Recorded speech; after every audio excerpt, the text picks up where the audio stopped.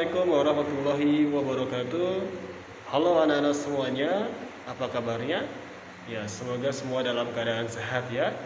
Baik, hari ini kita berjumpa kembali dalam pembelajaran daring. Nah, untuk hari ini kita akan melanjutkan pembelajaran kita pada tema 1, subtema 3, pembelajaran 1. Nah, untuk itu jangan lupa siapkan alat tulis kalian ya. Dan langsung aja kita simak materi berikut ini. Tahukah kamu harimau Sumatera, orang utan dari Kalimantan, atau badak bercula satu dari ujung kulon? Hewan-hewan tersebut merupakan jenis hewan Indonesia yang dilindungi karena langka. Apa yang menyebabkan hewan tersebut menjadi langka? Mari kita cari tahu. Coba amati kedua gambar berikut ini. Apa yang akan terjadi dengan hutan tersebut apabila dijadikan perkotaan? Hutan akan menghilang dan akan mengganggu ekosistem. Lalu, bagaimana dengan nasib hewan-hewan yang hidup di hutan? Hewan yang tinggal di hutan akan kehilangan tempat tinggal. Di mana hewan tersebut akan tinggal jika hutan telah musnah? Hewan-hewan akan berpindah ke pemukiman warga dan mengganggu aktivitas warga. Bahkan ada juga hewan yang akan mati. Bagaimana pengaruhnya terhadap kehidupan manusia jika seluruh pohon dan semua hutan di bumi habis? Jika hutan telah habis, maka akan timbul berbagai macam bencana seperti banjir, tanah longsor, dan bahkan kekeringan. Bertambahnya jumlah penduduk dunia dan semakin meningkatnya kepentingan manusia menyebabkan hutan di dunia semakin terancam kelestariannya. Apa yang harus dilakukan manusia untuk menjaga kelestarian hutan dan hewan di dalamnya? Tentu saja manusia harus melestarikan hewan dan tumbuhan. Untuk itu, mari kita simak bacaan berikut ini. Ayo lestarikan hewan dan tumbuhan langka Indonesia. Indonesia merupakan negara kepulauan yang kaya akan beragam jenis hewan dan tumbuhan. Setiap pulau di Indonesia memiliki hewan yang unik dan menjadi ciri khas pulau tersebut. Komodo di Kepulauan Nusa Tenggara Timur merupakan salah satu contoh hewan langka yang dilindungi oleh dunia internasional. Pulau Komodo secara resmi diakui sebagai salah satu dari 7 keajaiban dunia.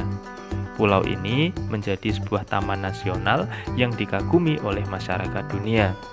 Taman nasional banyak terdapat di Indonesia, seperti Taman Nasional Tanjung Puting di Kalimantan yang melindungi orang utan. Tujuan dibuatnya taman nasional adalah untuk melestarikan hewan dan tumbuhan yang semakin berkurang jumlahnya. Bertambahnya jumlah penduduk menjadi penyebab utama berkurangnya hutan tempat hidup hewan-hewan tersebut. Pembangunan gedung dan perumahan menjadi penyebab menyingkirnya hewan tersebut dari habitat aslinya. Perburuan liar mengakibatkan hewan tersebut berada di ambang kemusnahan. Mengapa hewan perlu dilestarikan? Apa manfaatnya bagi kelangsungan hidup rakyat Indonesia? Tentu saja hewan perlu dilestarikan supaya tidak punah dan bisa terjaga. Dengan adanya kelestarian hewan tersebut, maka ekosistem tidak akan terganggu. Pelestarian hewan dapat dilakukan dengan dua cara, yaitu pelestarian in situ dan pelestarian ex situ. Nah, pertama, pelestarian in situ adalah pelestarian yang dilakukan pada habitat asli hewan atau tumbuhan tersebut berada. Contoh, pelestarian in situ adalah suaka marga satwa, hutan lindung, dan taman nasional. 2. Pelestarian ex situ adalah pelestarian yang dilakukan di luar habitat aslinya. Contohnya, pelestarian ex situ antara lain adalah kebun botani, taman safari, kebun binatang, dan penangkaran. Hewan dan tumbuhan telah memberikan manfaat yang luar biasa, bukan hanya untuk penduduk Indonesia, namun juga penduduk di Asia Tenggara. Kondisi geografis yang sama membutuhkan pengaturan dan pemikiran agar penduduk dapat hidup berdampingan dalam memanfaatkan kondisi alamnya. Kawasan Asia Tenggara merupakan wilayah yang luas perairannya lebih besar dibandingkan dengan luas daratan. Keputusan-keputusan terkait permasalahan kelautan banyak dibahas oleh sebagian besar negara-negara ASEAN. Negara-negara di kawasan Asia Tenggara mempunyai sistem pemerintahan yang berbeda-beda.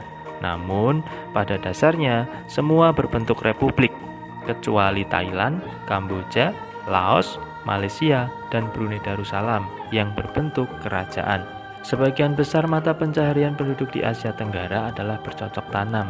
Oleh sebab itu, kerjasama di bidang produksi hasil pertanian dan perkebunan dibahas bersama di Bali tahun 2003. Untuk menambah pengetahuanmu tentang kondisi politik negara-negara ASEAN, mari kita pelajari bersama sekilas fakta politik negara-negara ASEAN. Negara Brunei Darussalam. Ibu kota Bandar Sri Begawan. Mata uang dolar Brunei. Lagu nasional Allah Peliharakan Sultan. Brunei adalah negara kecil yang terletak di bagian utara Pulau Kalimantan.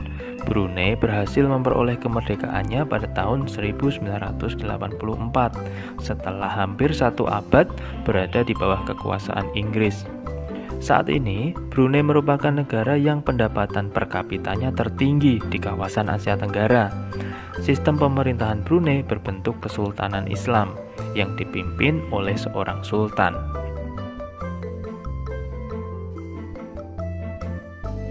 Negara Kamboja. Ibu kota Phnom Penh. Mata uang riel. Lagu nasional Nokorich. Luas wilayah Kamboja tidak besar. Wilayah Angkor merupakan pusat pemerintahan Khmer. Kekaisaran ini menguasai sebagian besar daratan utama Asia Tenggara di abad ke-9 sampai dengan abad ke-23. Bangunan peninggalan Kekaisaran Khmer yang sangat terkenal adalah Candi Angkor, yang juga dijadikan lambang di bendera negara Kamboja. Negara Indonesia. Ibu kota Jakarta. Mata uang rupiah. Lagu nasional Indonesia Raya. Indonesia merupakan negara dengan luas wilayah terbesar di Asia Tenggara. Negara kepulauan ini memiliki kurang lebih 17.000 pulau. Fakta geografis ini membuat warga Indonesia terdiri atas berbagai suku, agama, dan budaya. Ada ratusan suku serta ratusan dialek di seluruh wilayah Indonesia. Pancasila merupakan dasar negara yang ditetapkan oleh para pendiri bangsa Indonesia.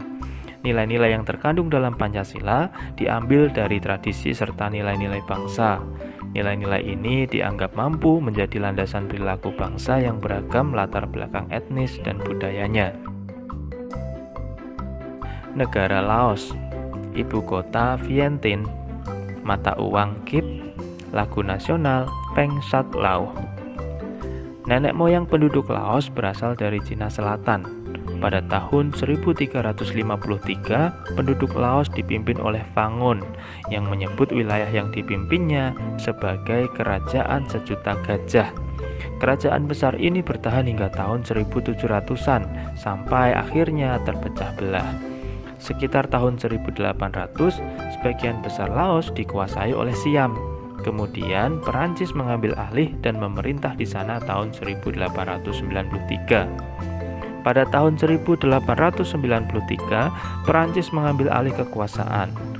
Pada tahun 1954, Perjanjian Geneva menetapkan Laos sebagai sebuah negara yang bebas dan netral. Perang saudara masih berkecamuk antara pasukan yang setia kepada pemerintah melawan gerilyawan komunis Pathet Lao.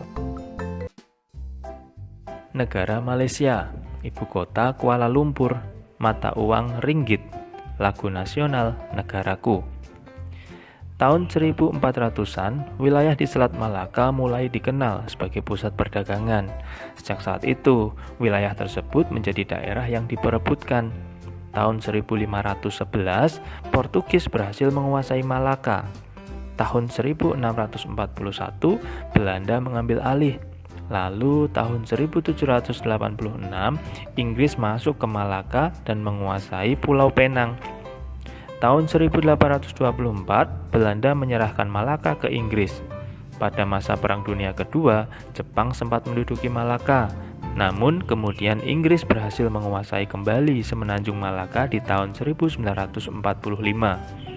3 tahun kemudian Inggris membentuk Federasi Malaka. Di tahun 1957, Federasi Malaka berhasil mendapatkan kemerdekaannya. Inggris juga menyerahkan Penang dan Malaka. Negara Myanmar, ibu kota Naypyidaw, mata uang Kyat, lagu nasional Kabama Kye. Tahun 1948, Myanmar menjadi negara merdeka yang menganut sistem demokrasi parlementer. Perdana Menteri pertama bernama UNU. Tahun 1958, pihak militer yang dipimpin oleh Jenderal U Ne Win menjatuhkan UNU. Mereka mengambil alih kekuasaan negara. Sejak saat itu, Myanmar menganut sistem satu partai politik dan meninggalkan sistem demokrasi parlementer.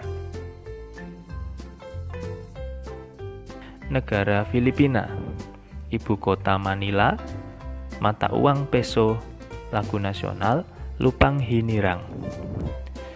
Nama Filipina berasal dari Philip II, raja Spanyol di abad 16 saat Filipina dikuasai Spanyol.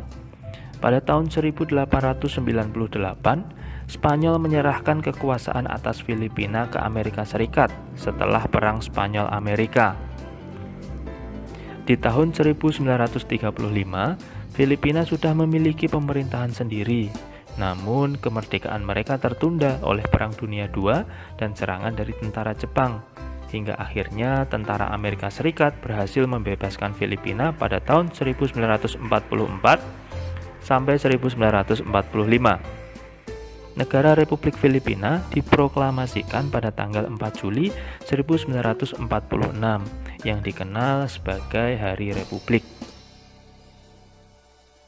Negara Singapura, ibu kota Singapura, mata uang dolar Singapura, lagu nasional Majulah Singapura.